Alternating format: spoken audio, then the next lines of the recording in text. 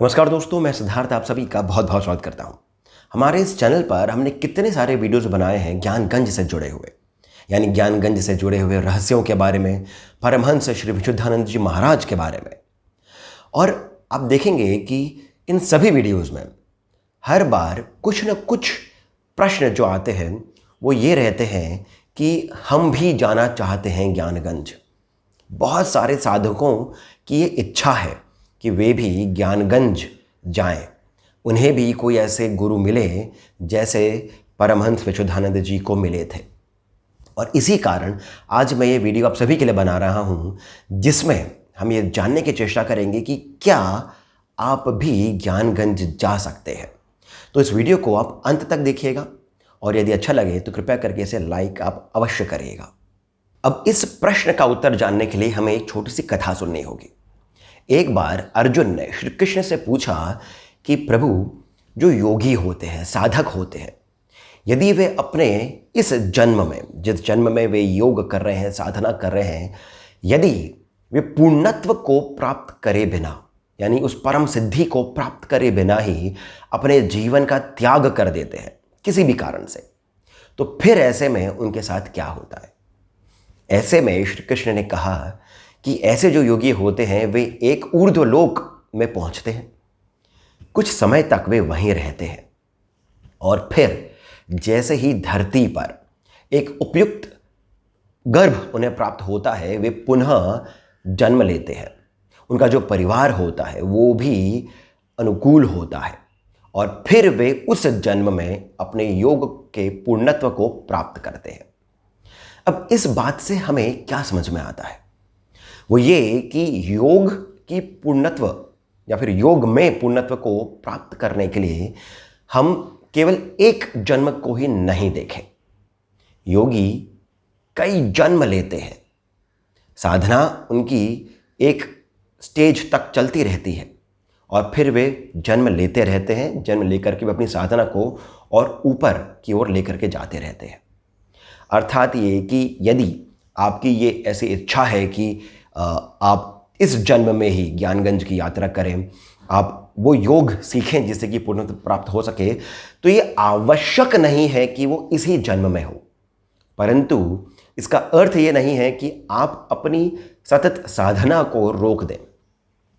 ये कब होगा, कैसे होगा, इसका उत्तर केवल आपके गुरु ही जानते हैं या फिर ईश्वर जानते हैं। इस बारे में कर्म की भी प्रधानता होती है। यहाँ पर जो श्री कृष्ण ने कहा था कि ऐसे योगियों को धरती पर पुनः जन्म लेना होता है, इससे हमें यह भी समझ में आता है कि ये जो धरती है ये कर्म भूमि है।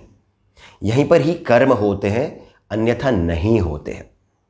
और साथ ही साथ हमें एक और बात समझ में आती है कि योगी जो हैं उन्हें कर्म ही प्रधान दिखता है, अर्थात उनके लिए केवल कर्म प्रधान होता है।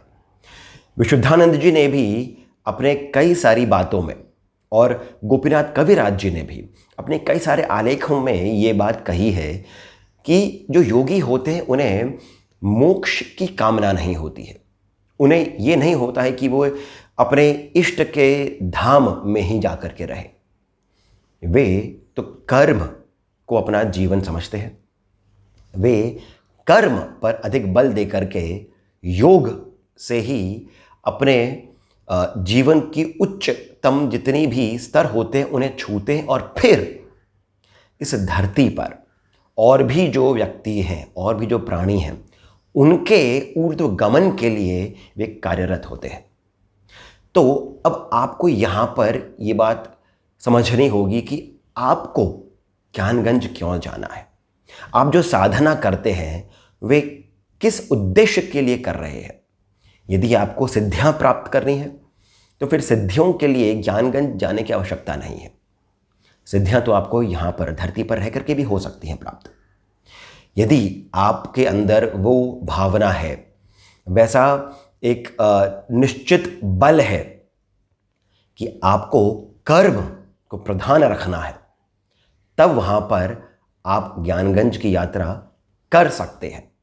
तो मेरा जो उत्तर है यहाँ पर कि क्या आप ज्ञानगंज जा सकते हैं, इसका उत्तर है हाँ। परंतु यहीं पर ही हमें एक और छोटी सी कथा सुननी होगी विशुद्धानंद जी की। विशुद्धानंद जी के बारे में कहा जाता है कि ये उसी प्रकार के योगी थे जिस प्रकार के योगी के बारे में श्री कृष्ण ने अर्जुन को बताया था। अर्थात इन्होंने अपने पूर्व जन्मों में कई साधनाएं करी थी, साधनाओं के कई सारे स्तरों को इन्होंने पार किया था, परंतु किसी भी जन्म में वे पूर्णत्व प्राप्त नहीं कर पाए थे। इसी कारण उन्हें एक और अंतिम बार विशुद्धानंद बन करके इस धरती पर आना पड़ा था। जब केवल 13 वर्ष के थे तब नीमानंद जी ने, जो कि ज्ञानगंज के एक सिद्ध योगी थे, उन्होंने इन्हें ज्ञानगंज तक पहुंचाया था। और फिर महातपा उन्होंने विशुद्धानंद जी को और उन्हीं के एक मित्र को पहले तो शक्तिपात किया और फिर बीज मंत्र दिया। फिर विशुद्धानंद जी ज्ञानगंज में 12 वर्षों तक रहे और फिर वे धरती पर पुनः आए। अर्थात ये यहाँ से हमें फिर से यही बात मालूम चलती है कि ये जो यात्रा है ज्ञानगंज की, इसे आप केवल एक जन्म तक ही सीमित नहीं रख सकते हैं। इस जन्म में आप जो भी साधना कर रहे हैं वह आपको एक स्तर तक अवश्य पहुंच जाएगी। फिर ज्ञानगंज की जो यात्रा है वो आपके प्रारब्ध कर्मों पर भी निर्भर करती है, गुरु की इच्छा पर भी निर्भर करती है, आपका आगे आने वाले समय में किस प्रकार का कार्य होना है आपसे उस पर भी ये निर्भर करती है, अर्थात ईश्वर इच्छा पर भी निर्भर करती है। अब यहीं पर ही हमें एक और बात समझनी होगी कि ज्ञानगंज आखिरकार है क्या, क्यों जाना चाहते हैं हम ज्ञानगंज। ज्ञानगंज एक सिद्धाश्रम है। क्या यही एकमात्र सिद्धाश्रम है? ऐसा नहीं है। मैंने अपने ही एक वीडियो में ये बताया था कि ज्ञानगंज सरीखे ही कितने और सिद्धाश्रम इस धरती पर हैं। वो दक्षिण भारत में भी हैं, उत्तर भारत में भी हैं। ये जो सिद्धाश्रम होते हैं ये क्या होते हैं? ये एक सिद्ध के द्वारा जो भूमि होती है वो उनके तपोबल से इस प्रकार से पवित्र हो जाती है कि उसकी अपनी एक ऊर्जा बन जाती है, उसका अपना एक ऊर्जा का क्षेत्र होता है। और फिर विभिन्न साधक, विभिन्न योगी उस क्षेत्र में प्रवेश करते हैं और उसे और अधिक ऊर्जावान बनाते हैं। ये एक सिद्धाश्रम का सिंपल सा लॉजिक है। सिद्धाश्रम का यही एक गूढ़ रहस्य भी है। और इसी कारण आप देखेंगे श्री रमण महर्षि, उनका भी, उनके द्वारा बसाया भी एक सिद्धाश्रम है। रामायण में भी हनुमान जी माता सीता की खोज में पहुंचते हैं एक सिद्धाश्रम जहां पर एक योगिनी होती है। इसी प्रकार से कितने सारे और सिद्धाश्रम आपको भारत में अलग अलग स्थानों पर मिल जाएंगे। और अब हम एक और स्तर की बात करते हैं। हमारे पुराणों में सप्तपुरियों की बात हुई है, जिसमें अयोध्या आती है, काशी आता है। ये भी सिद्ध आश्रम ही है। और जब हम उस सिद्धांत की बात करते हैं जिसके बारे में मैं कितने ही वीडियो में बात कर चुका हूं, यत पिंडे तत् ब्रह्मांडे, अर्थात जो कुछ भी बाहर है वही हमारे भीतर भी है। इसी सिद्धांत पर ज्ञानगंज भी कार्य करता है। ज्ञानगंज एक स्थूल आश्रम भी है, वैसे वहां पर भी जाना बहुत ही दुर्लभ है, परंतु ज्ञानगंज सूक्ष्म स्थान भी है। उसी प्रकार से हमारे भीतर भी, ये बात बहुत गूढ़ होते हुए भी बहुत सरलता है यदि आप इसकी गहराई को समझेंगे तो। जिस प्रकार से ज्ञानगंज बताया जाता है कि तिब्बत में है, उसी प्रकार से ज्ञानगंज हमारे भीतर भी है। ज्ञानगंज की खोज, आप खोज के रूप में कि मुझे पता करना है कि कहाँ है, यदि उस प्रकार से आपको ज्ञानगंज ढूंढना है, इस प्रकार से आपको ज्ञानगंज जाना है, तो सत्य मानिए आप कभी नहीं जा पाएंगे। परंतु जब आप ज्ञानगंज की खोज अपने भीतर करेंगे तो यकीन मानिए आप वहां तक अवश्य ही पहुंच पाएंगे। ये जो तंत्र है, ये जो साधना है, ये अध्यात्म का मार्ग है। अध्यात्म का अर्थ हो गया है स्वयं का अध्ययन। स्वयं अर्थात आत्मा का अध्ययन। वो आत्मा जो परमात्मा का ही एक सूक्ष्म रूप है। जब आप इसकी खोज कर लेते हैं, जब आप इसमें रम जाते हैं, तब आप ज्ञानगंज पहुंच चुके हैं। फिर वहां से जितना भी ज्ञान आपको प्राप्त होना होता है, क्योंकि ज्ञानगंज का अर्थ क्या है? ज्ञान का एक कुंड। तो जो आपको ज्ञानगंज से प्राप्त करना है, वही ज्ञान आप अपने भीतर झांक करके भी प्राप्त कर सकते हैं। और यही यथार्थ भी है, यही ज्ञानगंज का सत्य भी है। और इसी कारण मैंने कुछ ही समय पहले भी कहा था आपको कि आप ज्ञानगंज अवश्य पहुंच सकते हैं, परंतु इसमें आवश्यकता है आपको कि आप सतत कार्य करते रहें।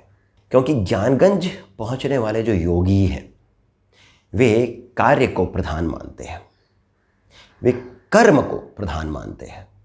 कर्म का अर्थ हो गया कि आप योग के माध्यम से एक दृष्टा बन करके भी, और फिर योग के माध्यम से आप एक गुरु बन करके भी, आप एक साधक बन करके भी, ईश्वर की इच्छा के अनुसार जो ये जगत चल रहा है उसमें आप कार्य करें। योगी की इच्छा ये नहीं होती है कि वे भगवान के चरणों में रहें। योगी की इच्छा ये होती है कि वो योग के माध्यम से भगवान का जो तत्व है उस तक पहुंचे, जो भगवतत्व जो है, जो देवत्व है, वहां तक पहुंचे। अमर जिसे कहा जाता है, अमरत्व, जहां पर आप स्वयं को इस प्रकार से ऊर्जावान बना लेते हैं कि आप अमरता को प्राप्त कर सकते हैं। अमरता को हम उस प्रकार से नहीं लें जिस प्रकार से पुराणों के अंदर हमने देखा है कि कितने ही असुर हैं, दानव हैं, राक्षस हैं, वे अमरत्व को प्राप्त करना चाहते थे। उस प्रकार से नहीं। जब आप स्वयं को ईश्वर का अंश मान लेते हैं और समझ जाते हैं, जब आपके भीतर वो ज्ञान प्रज्वलित हो जाता है, तभी आपने उस अमरत्व को प्राप्त कर लिया है। और यही ज्ञानगंज की शिक्षा भी है। और इसी कारण यहां पर मैं पुनः आपको कह रहा हूं कि ज्ञानगंज की खोज आप बाहर नहीं करके यदि भीतर करेंगे, तभी आपको ज्ञानगंज भी प्राप्त हो जाएगा। बाकी जो है वो तो आपके प्रारब्ध कर्म है, गुरु की इच्छा है, ईश्वर की इच्छा है। और इसी ये जो अभी मैंने आपके सामने जो बातें रखी, सत्य मानिए इसमें मेरा स्वयं का कुछ भी एक सोच या मेरा अपना विचार नहीं है। ये सभी बातें जो मैंने रखी हैं, ये विद्वानों के ही द्वारा बताई गई, उनके आलेखों में, उनके प्रवचनों में जो बातें आती हैं, उन्हीं से ही समझ करके, उन्हीं को ही जैसा है वैसा रख करके मैंने आपके सामने ये बातें बताई हैं।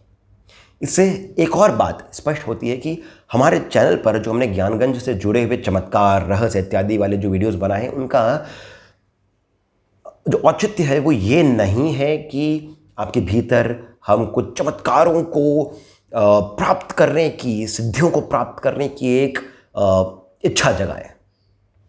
हमारी जो एक छोटी सी चेष्टा है वो ये कि आप इस बात को समझें कि जब आप स्वयं के भीतर झांकते हैं, तब ये सारे चमत्कार, ये सारी सिद्धियां जो हैं वो स्वतः ही आप तक पहुंच जाती हैं। और इसी से हम ये भी समझ जाते हैं कि ज्ञानगंज जो है वो ज्ञान का कुंड है, हमारे ही भीतर है। अध्यात्म का मार्ग आप पकड़े रहिए, इस पर चलते रहिए, आपको अमरत्व भी प्राप्त हो जाएगा। तो दोस्तों, यदि आपको ये छोटी सी वार्ता जो मेरी रही है, यदि आपको ये सुंदर लगी हो, इससे यदि आपके मन में जो कुछ विचार थे, यदि इच्छा थी, यदि उसे कुछ मार्ग यदि मिला हो, तो कृपया करके इस वीडियो का आप लाइक अवश्य करें। हमें सब्सक्राइब करना नहीं भूलें। कमेंट सेक्शन में मुझे बताएं कि आपको ये वीडियो कैसा लगा। साथ ही साथ कमेंट सेक्शन में जो पहला कमेंट पिंड है, वहाँ से पेटीएम, जीपे इत्यादि के माध्यम से जितना अधिक हो सके उतना श्री सहयोग भी प्रदान करें, बहुत अधिक प्रोत्साहन मिलता है। इसी के साथ मैं सिद्धार्थ अब आप सभी से जानने की अनुमति लेता हूँ। धन्यवाद।